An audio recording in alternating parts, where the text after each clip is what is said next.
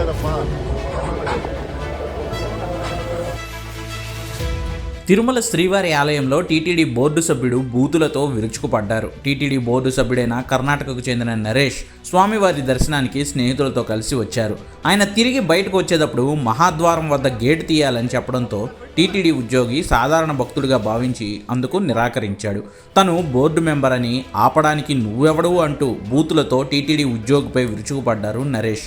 ఈలోగా అక్కడికి చేరుకున్న టీటీడీ విజిలెన్స్ సిబ్బంది ప్రోటోకాల్ ప్రకారం టీటీడీ బోర్డు సభ్యుడికి మహాద్వారం తీసి బయటకు పంపించారు.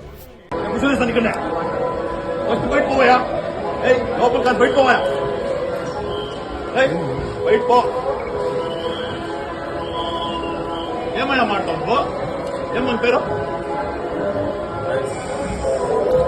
ఇలాగే తిరుగుతాడు. నా కొడుకుని ఇట్లా పెట్టాలని మనకేం టీవీ లేదప్పా.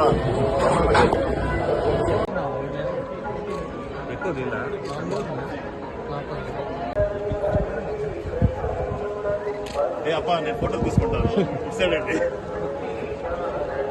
అరవింద్.